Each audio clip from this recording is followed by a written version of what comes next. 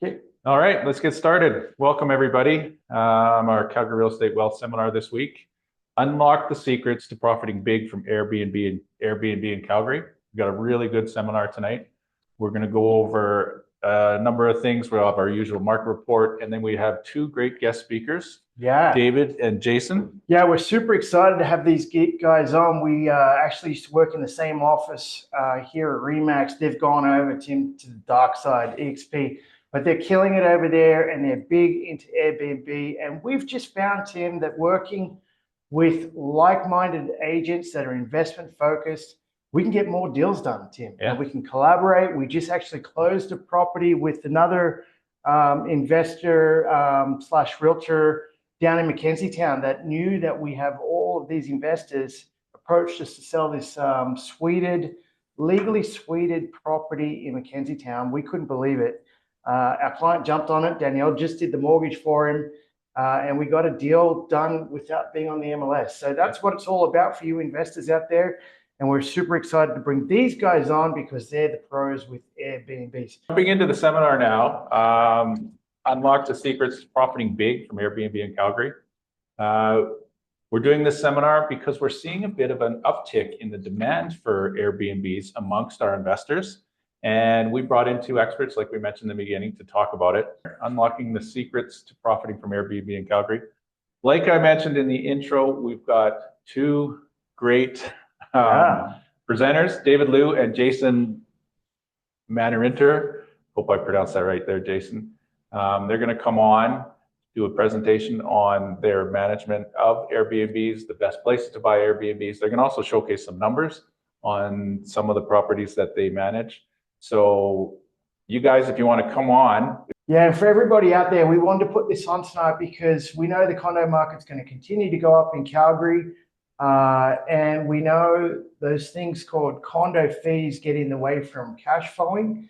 And so we wanted to work out a way, Tim, for people, for investors to actually take advantage of doing Airbnbs and cash flow from day one. So we've brought in the pros here to help us understand a little bit how the Airbnb market can help you.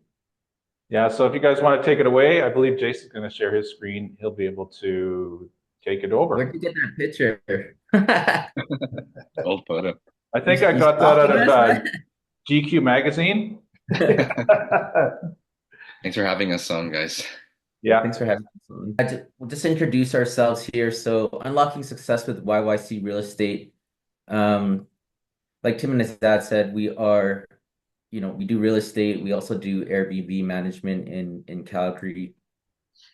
What we're going to talk about is short-term rental market, kind of some buildings to get into, initial cost to set up. We're going to do a property analysis of actually one of our units, cost involved and profits, and answer any questions if you guys have any questions after the presentation. So yeah, a little bit about us. We've been doing real estate for about 10 years, and we found that the reason we got into Airbnbs was because a lot of our properties back in the day weren't really cash flowing. And when I actually moved to REMAX with partner up with Dave, there was someone doing Airbnbs there, and we just decided to dabble into it. And right now we're at 33 properties that we manage. Some we own, some we do rental arbitrage, and a big chunk of that though is management for clients. Right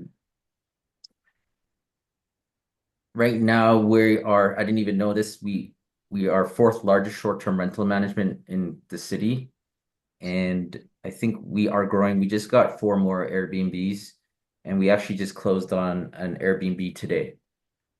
So our mission is just offering property owners a seamless hands-off experience that combines maximum returns with exceptional guest services.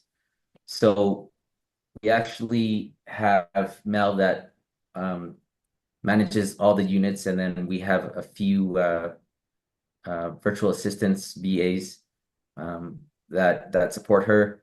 And me and Dave are still kind of hands-on, but the most of the management is done with the team. Something to mention, like I was just thinking about this before we do the presentation, is Airbnb isn't like a quick rich investment that I feel like a lot of people think it is. Rental arbitrage. So rental arbitrage is actually harder now because the rents are higher. And I think that's why me and Dave started investing more into them, because we had some rental arbitrage units. And I remember when the rents skyrocketed, we just got jacked. And we were just like, we wanted to be in control of the rents ourselves, and what we pay. So we kind of just got some of our own. So I think rental arbitrage, people ask about it, but I think it's harder to get in now, especially with the higher competition, and landlords typically do charge higher now if they know you're doing Airbnbs. Yeah, and a perfect example of that is like we had a unit that we were renting for about $1,700 a month, and overnight the landlord had increased the rent to 2,500. So that just increased our costs by like over almost like 30% overnight, right? And when your profits are about like that $1,000 a month, it didn't make sense to us. So we actually just offloaded a bunch of the arbitrage units that didn't make sense, and we just exited out of them. And we have agreements like that in our leases, so that if it's not willing, like if we're not willing, possible to operate the Airbnbs, then we can exit with a 30-day notice. Yeah. Yeah, like some might make sense, but it totally depends on what you guys could get. But I don't know. I feel like we just want to own the unit also. And that's why we started investing in them, is because we're also getting equity pay down, and yeah, they can't increase the rents on us, right? Airbnb can be an alternative to long-term rental if you can. So, depending if you're buying a condo, townhouse, detached, you got to look at the property itself to see whether it makes sense to switch it or not. Pretty much like most of our units we've switched and converted to Airbnb. Like we have stayed with Airbnb, but there have been some units that we switched to Airbnb, and the numbers didn't make sense. We realized, like, okay, not all units could be Airbnb, right? And there's obviously more stricter rules around Airbnbs with condos and townhouses. So you got to look at what is, if you can switch it, and if the numbers actually make sense, because we have people that switch it also, and it just doesn't make sense there. It's too far out in the city, or the unit's not good, or whatever, right? Whatever the reason is, but it could be a very good alternative for instead of long-term rental. Yeah, Some you even want to, convert. sorry, Go you ahead. want to find a property that will cash flow as a long-term rental first, and then that way, worst case scenario, if you cannot operate the Airbnb, like if the building bans it or something like that, you could still rent it out long-term as a long-term investment. But you want to kind of have a long-term investment that can be converted to an Airbnb, so that you have an exit strategy out of it when the time comes, or if something happens to the building. Yeah, good point, Dave. Airbnb is seasonal, so you have to prepare yourself for the slower season. So slower seasons, I would say, is November, January, February is pretty slow. I mean, we've still cash flowed on some of those months on the units, but I would say just definitely look at like hold all your cash, don't spend it, and then just have it for like the slower season. So we look at it as like an annual thing. You'll be making most of it, obviously, June to September. July is just crazy for Stampede. I know our one bedrooms that we're gonna do a case on and show you guys the numbers. I believe we were charging like $600, $700 a night during the Stampede, right? So you make a lot of your money during those during the peak season.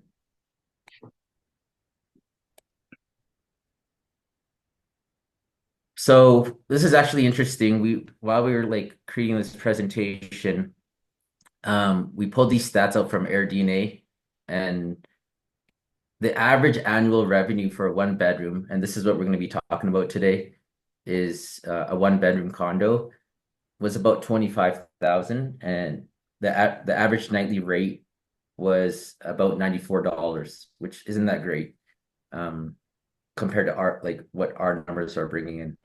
Average occupancy rate is 72%, and active one bedroom listings right now is around 1,900 units. Yeah, so I did a calculation before this meeting, and if you were to rent a one bedroom out at $1,800, you're looking at $21,500 a year. So those short-term rental numbers from Airbnb are not far from that number of a long-term rental, but we're able to increase those numbers quite a bit. Yeah. So this number is actually a unit in a one bedroom unit in the Guardian. In 2023, it brought us about 48,000. Average nightly rate was 130. Our occupancy rate is actually pretty high because we have super host status. And I feel like our units are a little bit nicer than other units. So our occupancy rate is 95%, and our rating is 4.83. We're starting to get a lot more inquiries about management and people switching over because they're not getting these numbers. So we go look at the unit. We kind of give them our feedback on how to set up, and just because we're super hosts and we have a lot of reviews and a lot of units, I feel like we get pushed up more for bookings. So I find like who manages it does matter, and how you set up your unit. And like I said, Superhost does status does make a difference. I think it's very hard to get, not very hard, but harder to get Superhost status. I think it's like if you do one cancellation or something after every 100 bookings, then you lose your status. I don't know if Mel could say something about that, about Superhost status. Yeah, to maintain superhost status, I believe you have to maintain a cancellation rate of less than 1%. You have to maintain a rating of 4.8 or higher, and you need to have a certain amount of reservations, I believe. I believe it's over 10 reservations, so not that many, but yeah.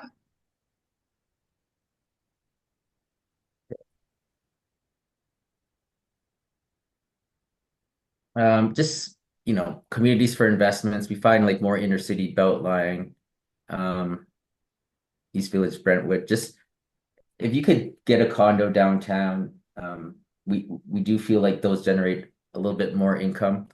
You're getting more, tourism downtown. People want to book downtown. So we would suggest like trying to be more in downtown. Further out further out areas, I don't think generate as much. And it is slower, especially during the slower seasons. These are some Airbnb friendly buildings. Guardian South is pretty good. I'm actually I was on the board, and so it's a very Airbnb friendly building. Colors is good, 6th and 10th, Inc. Annex, and University City. I'm pretty sure there's a few more buildings, but we found the buildings have definitely gotten small. Like the amount of buildings that we're allowing Airbnbs have got smaller. They've definitely been shutting them down. Allura and New Era are shutting down this year. Those are 2 buildings. So if you're buying, definitely read the condo docs and see who's on the board, and see which direction the building's going in regards to Airbnb. Because you never know, like we've had clients bought, 3-4 years ago, and 2 years later or a year last year that they ended up shutting it down, right? So definitely look into this and be aware that, there's a possibility that your building might shut down. And that's why Dave was mentioning earlier, like they are shutting down, at least your numbers are still okay. You just have to make sure that doesn't get into the bylaws, because once it's in the bylaws that short-term rentals under 30 days is banned, like I think they charge you like a couple $100 a day that your unit is still on the market. So they once they ban it, there's a lot of restrictions and stipulations that force you essentially out of the building. Yeah, and we actually do manage like 30-day Airbnb rentals also. So people that their units got banned, we actually are still managing it as a 30-day rental, and they're getting booked out. Like honestly, there could be a gap of like 5 to 10 days, but from what I've seen, most of them are still getting booked out with that 30 days. So that could be another alternative.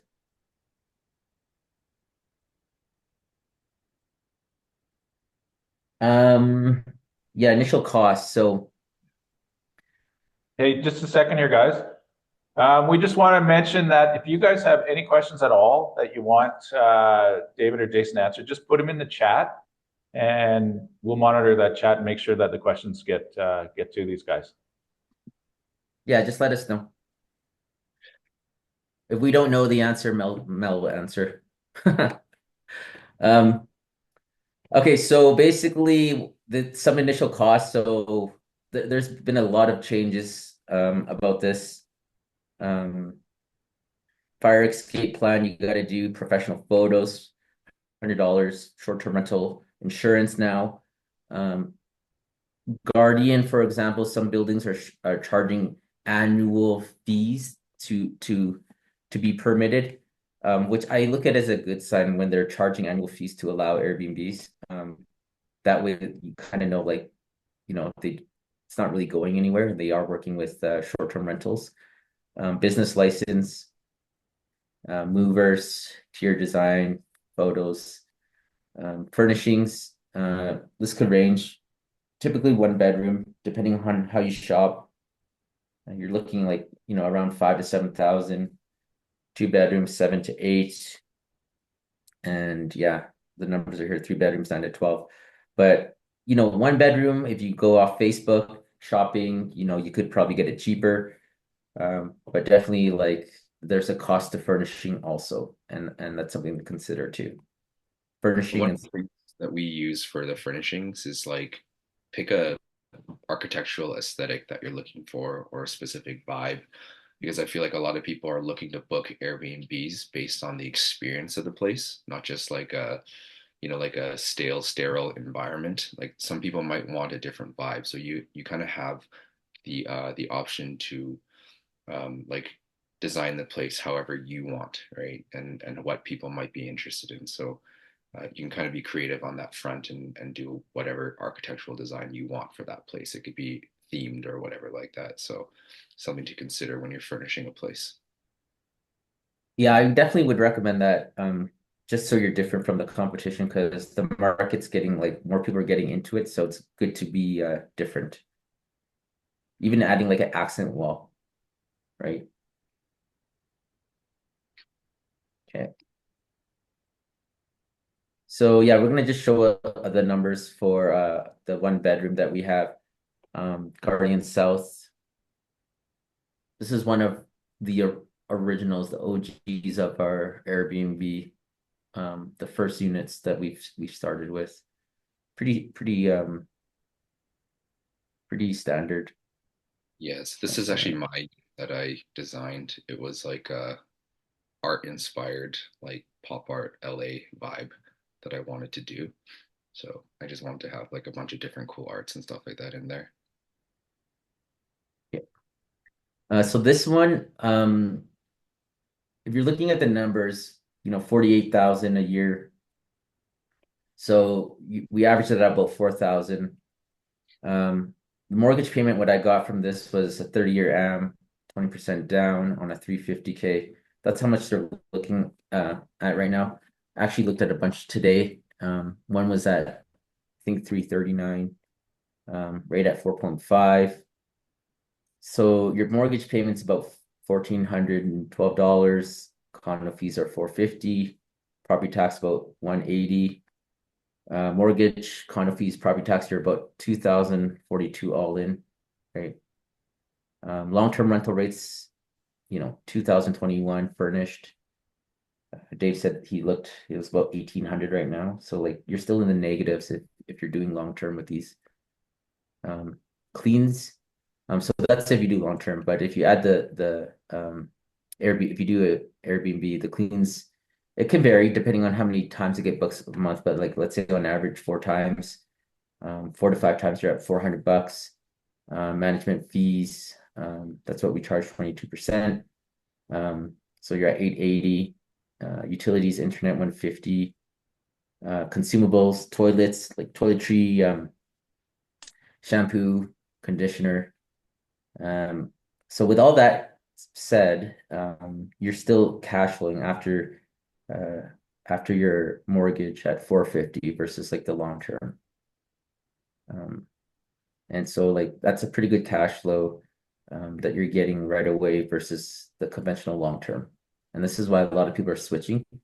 And a lot of people that we talk to that can Airbnb, we kind of go through the numbers.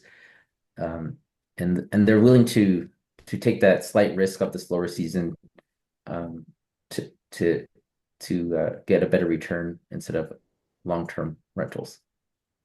The only thing that you got to consider with the Airbnbs, like Jason said, it's a per annum basis, right? So you got to measure it from January 1st till December 31st on what your numbers are, and you have to be able to stomach some losses if we're in the lower seasons, right? That's something that we deal with every November to December, where we're like, should we keep on doing this? Because sometimes you'll start seeing the negative months, but overall, it's always been positive, right? So we've always been net positive throughout the year, but you got to look at it at a per annum basis, not a monthly basis. Because if you're looking at it every month and it's not hitting the numbers that you want, it's going to deter you from actually running this business. But we've been doing this since 2019, and like we still see that those negative numbers sometimes.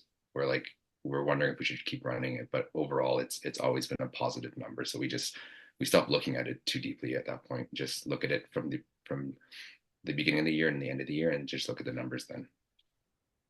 Yeah, like the ones that didn't do well weren't actually like downtown condos or anything. It was mostly like outer city or different cities, right? So yeah, like Dave said, just you got to look at it annually.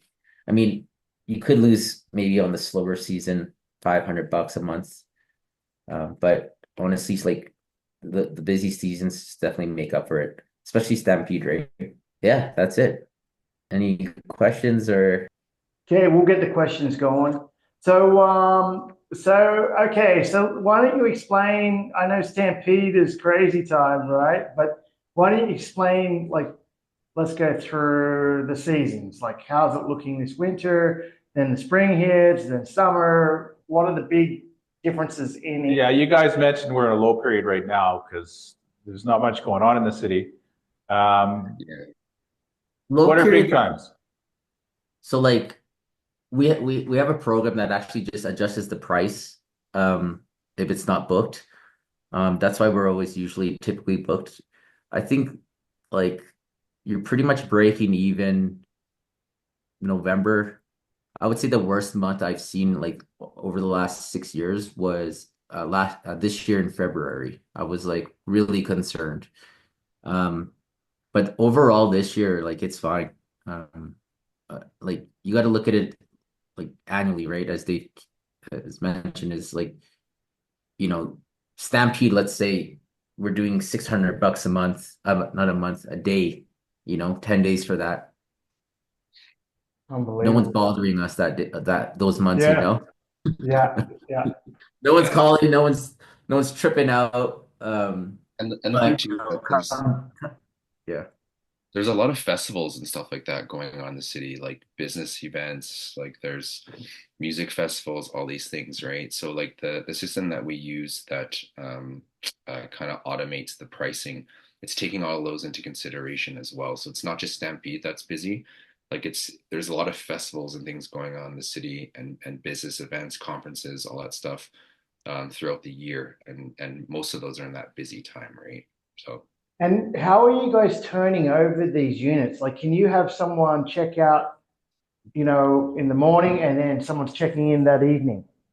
yeah, we have a we essentially have a check-in, check-out program, and we use our assistants to help with that, and then we also book cleaners in between that. So there's a period of the checkout time and check-in time that the cleaners are going in and flipping everything, and flipping the sheets, making sure all the consumables are full and all that stuff. So, and we also have essentially like a 24-hour concierge service as well, right? So, and that's one thing that I feel like a lot of Airbnb hosts don't have because they're running it themselves. But we actually have a full-time assistant that's communicating with the guests, and if there's an issue, and if they need something, we can get something to them right away. Nice. Okay, we had a question earlier in the chat there. Someone asked about the fee that you guys charge. Can you explain it a little bit?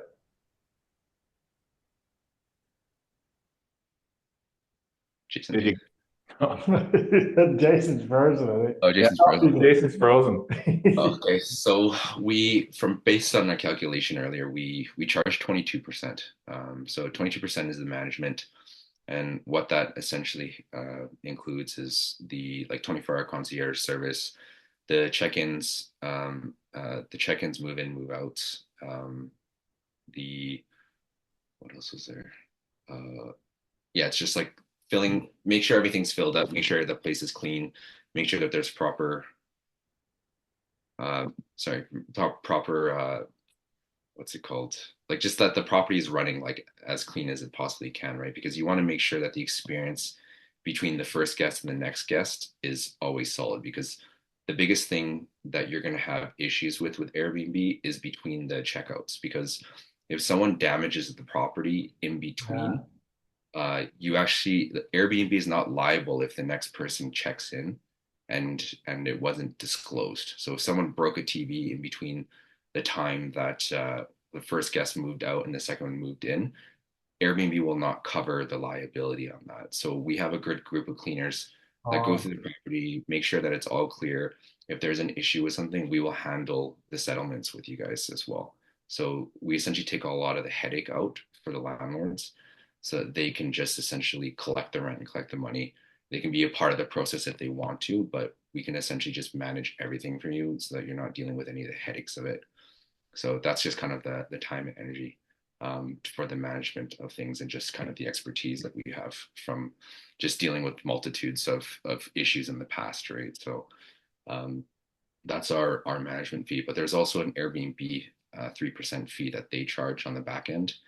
And then there's also a tourism levy fee of 4%, which is essentially like GST that needs to be remitted to the government as their tourism tax levy.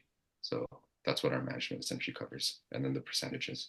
And then how are you guys adjusting the price? Like if the price fluctuates week to week or day to day, like how do you guys keep on top of what We people pay, charge?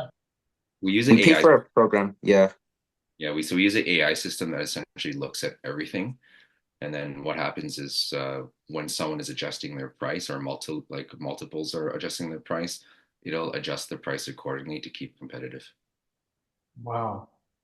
Okay. And then just with the furniture, like are people buying it on Wayfair? I know you mentioned Facebook. Like where would you be sending people to pick up furniture or go with a theme like you were saying? I think it depends. I'll go on.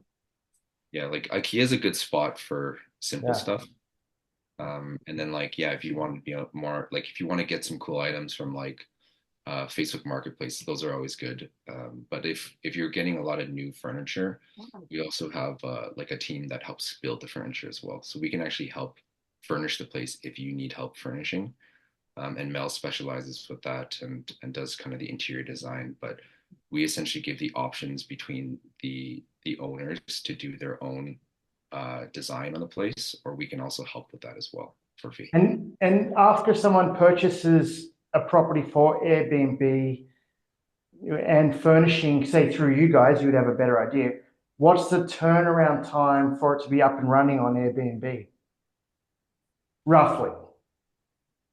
It depends when the possession, how far it is out and how prepared you are for it. Like if it's a month out, we could probably get it ready in like a week and a half, 2 weeks.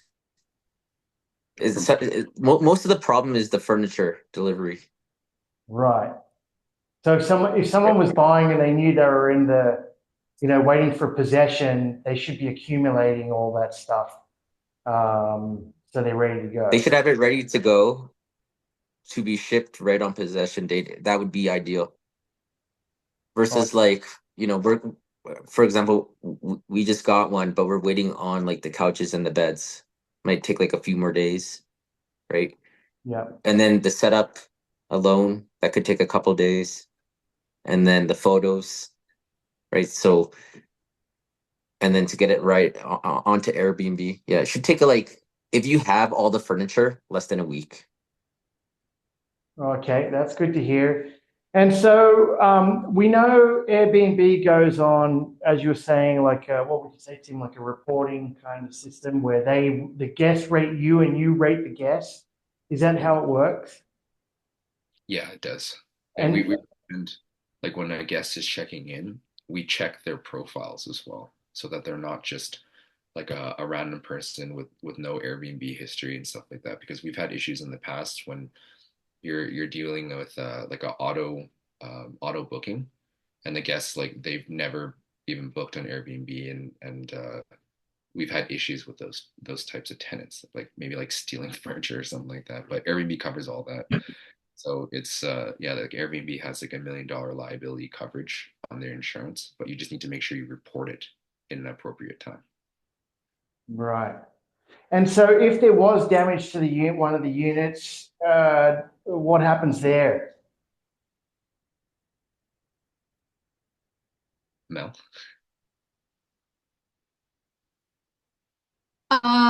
Yeah, so essentially what would happen if someone damages something in the unit, you want to document it as well as possible, take as many photos as you can.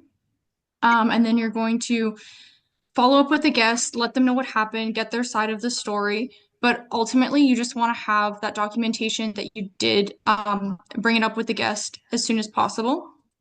And David or Jason's not having any luck there. Yeah, I don't know. We So lost yeah, you again, Jason. yeah, it's fine. Yeah, like you just need to make sure that like the everything is documented, and also keep receipts of what you paid for things, because the Airbnb like a backend system will request those receipts. So they want to make sure what it cost you, so that they can essentially replace whatever that item is. All right, yeah. Okay. That's great. And then what about amenities within a building? Like, would you allow people if it had a swimming pool or it had a gym? How do you keep track of the fobs for people getting, say, access to the parkade and stuff like that? Yeah, so we do give fobs for the units, and they do have access to the amenities as well. But yeah, there was an instance that we had that this one guest was actually booking Airbnbs to break into the storage units. So there is essentially no safety against that, because we don't know if these people are going to go through that. But that's why the verified profiles are very important with guests, that they've booked multiple times, or they have a good history on that. So that's one of the things that we always check beforehand. But sometimes you get interesting people come through there. You don't know what they're doing with the units. So Airbnb has a good claim though. If you claim it within the next guest, they'll cover it. Any issues? Wow, that's good to know. Yeah, they have $1 million liability. Okay. Yeah, Well, that's great, guys. Yeah. Anybody out there, if you want to explore their management opportunities, if you have an Airbnb, or if you're thinking of buying an Airbnb or unit for Airbnb, these guys will put their contact info in the chat. By all means, reach out to them. We know that they do a great job Yeah. managing Airbnbs. So Thanks very much for coming on, guys. Okay. Thanks for having Thanks us. for having us. Great Yeah. presentation. Yeah, thank you very much. Tim and I are just going to go over a few things about Airbnbs just quickly, but for sure, reach out to these guys. They'll put it in the chat, and we're happy to coordinate that with you guys. So, and once again, the main reason why we wanted to put this session on is we know condos, they're hard to cash flow, Tim. Even right now, with the amount of rental properties coming on the market, there is over 8,000 listings right now on the Calgary market for rent, and the majority of those are condos. So if you're doing something different, Tim, you have to think outside of the box. We always say that. And if you're thinking out there, what would happen if Airbnb got shut down, like in some parts of BC?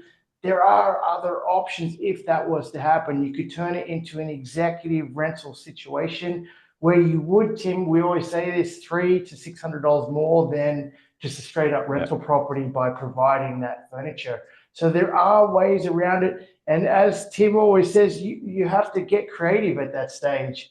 I know in Kelowna, they kind of shut down Airbnb and people are still renting places out there. So there are different ways to do it. We're not sure what would happen here in Calgary, but you know, you have to get creative with that. Yeah, so thanks again, guys. There's a few things to clear up here. We're going to talk a little bit about a bonus item for you. Yeah, so as we always promise our guests, here's a free download for you, 1 Million Reasons to Buy Real Estate. We love this book. It goes through the core fundamentals. We love it because it's free. And if you're thinking of investing in real estate, you should download this, have a read, and it will go through if real estate is for you. It answers those questions. If you've read any of our books, Tim and I love telling the truth about real estate, good or bad. We don't hide any of it. And you know what? As you can see, we brought on 2 gentlemen tonight. They have their own real estate company, but we brought them on because we see value and we want to give you guys the opportunity to make money in real estate. The next book is called Fearless Real Estate. We love this. You can see all these pictures on the book.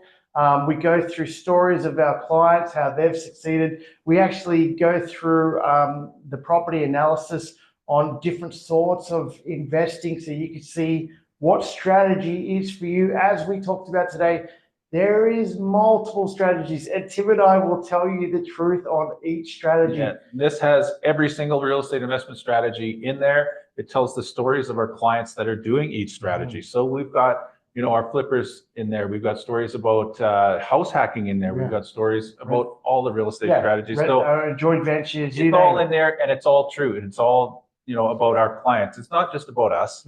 And the successes we've had. It's about our clients' success and how they're making money right now. Yeah, and one of the stories in there, and we love this saying, one of the stories is it's basically themed on if you're not cash flowing, you're not trying. And we actually go through a property that we bought, another property in Inglewood, funny enough, a semi-detached property. And we have a chapter in there that goes through everything you could do with that property, from Airbnb, do a rent to own, you could do a lease option, you could renovate it and still make money. I mean, the guy who bought it, he works up north in the oil fields. Tim, he's probably made $300,000. Oh yeah. Just by rent. He ended up just renting it out. He could have done a student rental on this property because now there's campuses downtown. And we go through all of these different things that you could cash flow with a simple property.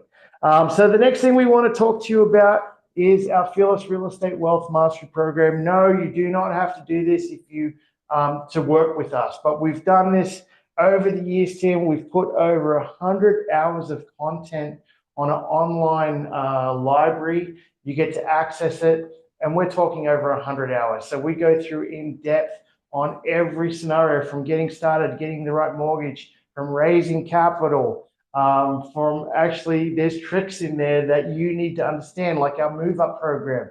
You could put 5% down on a property, move into it. When you're done with it, move out. That becomes a rental property. So we don't hold back with our education. It's something, Tim, we wish we had. We've made mistakes. If you're wondering about Tim and myself, we've made horrible mistakes. We've been investing for over 20 years. And we actually put this together so you get it right from day one. Yeah, and one thing that's not mentioned on this slide is One thing that's offered with this membership program is our crew leasing services. So if you do purchase this program, what comes with the $97 a month is our leasing services. Our team will assist you with any of your rental property needs. So if you want some more information on that, just drop us a line. We'd be more than happy to share that. We're going to roll it out on in a more formal way in the coming months. But just to let you know, we are offering leasing services. Yeah, which is awesome. Our clients have asked for it and we've stepped up to the plate, I guess. So the next thing that you should be watching is our YouTube channel, and not to watch Tim and myself, although Tim is giving great interviews lately, I'm telling you. So you know what? Watch our clients. That's the best thing about it. I mean, our last interview with Cheyenne, oil and gas guy just bought a property in Albany Bay. Yep. Tim gave the interview on that one, and it's just genuine, honest advice on our services. And you could see how you could slot in and do it too. Yeah, and there are people from all walks of life. We've got young people on there. We've got older people on there. People who are quite wealthy, people who don't have that much wealth, but they're all really, really excited about investing in real estate, and they tell their stories when we interview them. So it's really, really informative. And we've actually been accused of giving out too much information. Yeah. But you know what? If we can help people get wealthy investing in real estate, we're more than happy. Yeah. And finally, we do this every 2 weeks. We hope you go to work tomorrow, tell everybody about us. It's free. You can come on here, you can tell your friends, and you can learn. If you think real estate investing is for you, we just held a meeting this afternoon before our seminar. Right before the seminar. So we're always in our office. We're those agents that are always in the office, Tim, for some reason, and when we're not showing houses. And so this is the room you'd probably meet us in. You simply send us an email. We'd be more than happy to meet with whoever. Yeah, so thanks for joining us on this week's seminar. Hope you got a ton of information out of it. Again, David and Jason's contact info is in the chat if you need to hire them for their Airbnb management. And if you want a one-on-one meeting about any of your real estate needs, just look at the information or our contact info right there. We'll be more than happy to help you out. And we'll see you in 2 weeks' time. Yeah. Thanks, guys. Thanks, Jason, David. Yeah, thanks. You guys did awesome. Yeah.